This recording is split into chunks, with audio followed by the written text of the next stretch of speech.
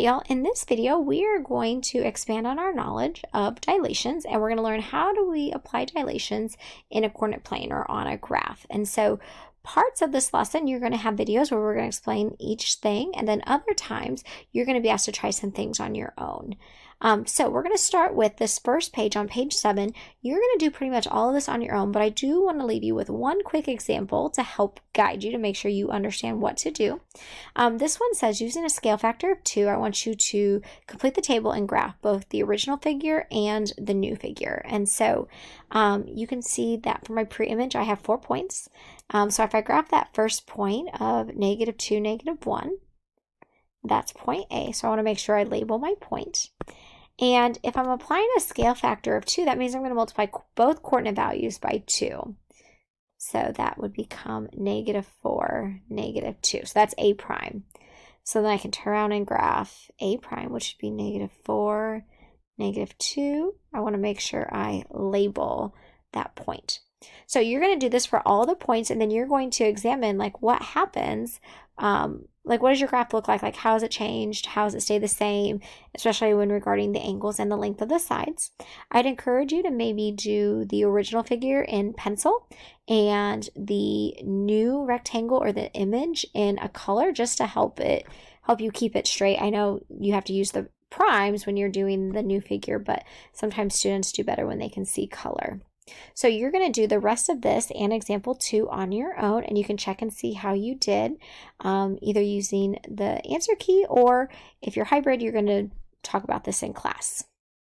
All right, so let's go down to page 8, and now we're going to focus on how do we find, one, the center of dilation, and how do we find scale factor from a graph where I can see my dilations have been performed. Well, let's make sure we understand what a center of dilation is. And the center of dilation is a fixed point from which all of our points are either enlarged or reduced. And so if you look at this picture right here, we can see that when we connect all the angles or all the vertices of our image and our pre-image, and we connect all those lines, all of those lines are going to intersect at a common point, and that common point is the center of dilation. So let's try on these next, on example 3, let's find the center of dilation, and then once we know the center of dilation, we can then find the scale factor. So what I'm going to do is I'm going to pick a pair of corresponding angles. So I'm going to pick this angle and this angle. And to go from this bigger triangle, which it said the larger triangle is the original, so it's a little bit darker, I have to go down 2 and backwards 4. So essentially I'm finding this slope. When I say I'm going down 4 and backwards, or down 2 and backwards 3, sorry, not 4, what I'm really doing is I'm calculating rise over run, or I'm calculating the slope. And so if I want to keep going so that I can form a line, I can go down 2 and backwards 3 again. And here is a line. And so I'm going to do this with each set of angles and see where exactly do these lines intersect. So if I come over here and I pick the vertices on the left, so to go from 8 to 4, I have to go down 4. So if I'm calculating slope, I'm going to do that same movement again. I'm going to go down 4 again. And notice that these points are going through the same point as that other line. And so if I connect the last vertices, I have to go down 1 and over 1, which means I go down 1 and over 1 again. And once again, all of these lines intersect at the origin. So that means my center of dilation is 0, 0. So if I want to find the scale factor, remember it said that this is the the larger triangle is the original, okay? So when I think about, if I go from the center of dilation to, any vertex or any angle on this triangle. So I'm going to go from this angle here at 6, 4. I have to go over 6 and up 4. So that's going from the center of dilation, we'll just call this point A, okay? So to go from the center of dilation at 0, 0 to point A, so point A, I have to go over 6 and up 4. Okay, So then what I'm going to do is I'm going to compare if that was the original movement that I did, is I had to go over 6 and up 4. I now want to go back to the angle that's the image or the new figure, the same corresponding angle. So we'll call that A prime. So here's A prime. And I want to see what movements I had to perform to go from the center of dilation to A prime. And so when I look, I had to go over 3, so right 3, and up 2. So I had to go from this to this. And so when I think about how would I go from over 6 up 4 to over 3 up 2, each one of these, to go from A to A prime, I had to go half the distance. So that means that my scale factor, or my K value, is 1/2. And that should make sense because I started with a larger figure and I got smaller. So I should expect a number between 0 and 1. So my center of dilation was 0, 0, and my scale factor was 1/2. So let's try this one again. In this one, actually let me highlight it in black. It says that the smaller line is the original. So I'm not darkening it too much more than it already was, but I'm going to try and separate it just a little bit. And so the smaller figure is my original, which means that bigger line is the new one. So I clearly got bigger. So that means I had an enlargement. So I should expect a K value that's bigger than 1. So let's find the center of dilation. So to find the center of dilation, I'm going to plot points, and I'm just going to connect them in a line. So I have to go down, what is that, down 4 and over 1. So I'm going to go down 4 and over 1, and I see there is my first point. I can connect those lines. So if I plot points over here, I have to go down 1 and backwards 6. So if I go down 1 and backwards 6 again, these also intersect each other at the origin. So that means my center of dilation is 0, 0. So to calculate my scale factor, I'm going to pick a set of points. So remember, the smaller one was my original, so this was A. So this means the other corresponding point I'm going to call A prime. So then what I want to do is I want to ask myself, how did I move from the center of dilation to A? And I had to go over 1 and up 4. So then to go from A prime, starting at the center of dilation, I had to go over 2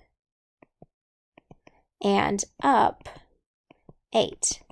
So I want to ask myself, how did I change going from A to A prime? And so when I look, I can see that the distances horizontally and vertically doubled. So that means my K value has to be 2.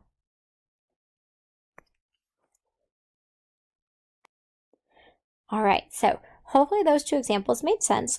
Let's do 1 or 2 examples where our center of dilation is not going to be at the origin.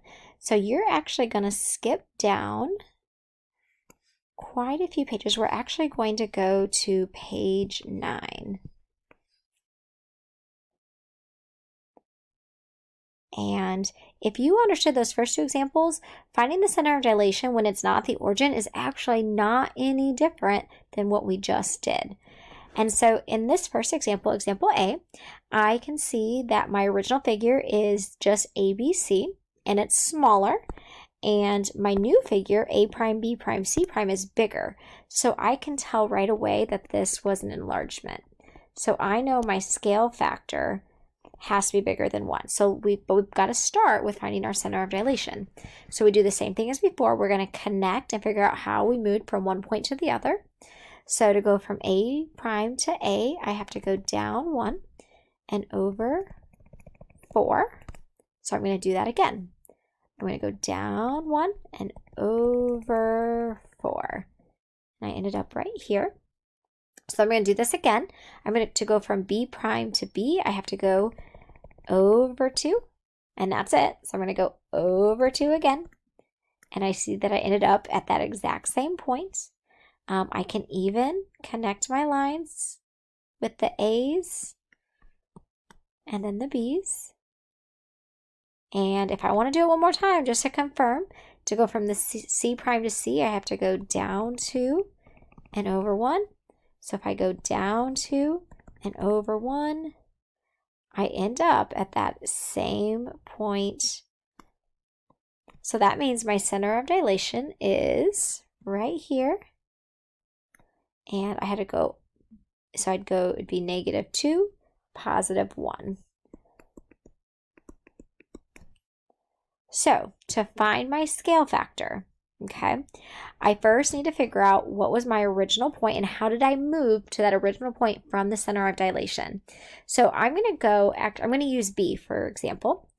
So if I start at the center and I go straight to B, I went over 2 and up 0.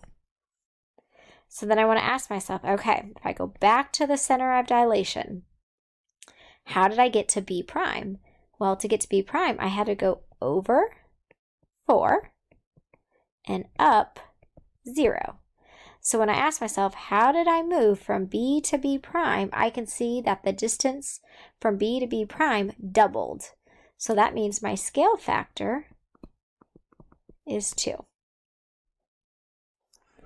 So let's do one more quick example. Let's do part B. So part B, I can see that my original is ABC and it's much bigger, and my new figure or my new image is A prime, B prime, C prime, and it is smaller. So that means I had a reduction. So if we start and pick points and start connecting them to form lines, I'm going to start with C. I have to go down 1, over 2.5. I'm going to go down 1 and over 2.5. So there's my half. And then there's 2 more. And I end up at this point. So then for A, I have to go over 1, 2, 3, 4. So I'm going to go over 4 more. And I end up at that same point as well. And then I'm going to do it one more time. To go from B to B prime, I have to go backwards 3 and up 2. So I'm going to go backwards 3 and up 2. And I end up, imagine that, at the exact same point. So my center of dilation is -1, 3. So to find my scale factor, I need to pick a set of points. So I'm actually going to pick C and C prime. So when I want to figure out how did I move horizontally and vertically from the center of dilation.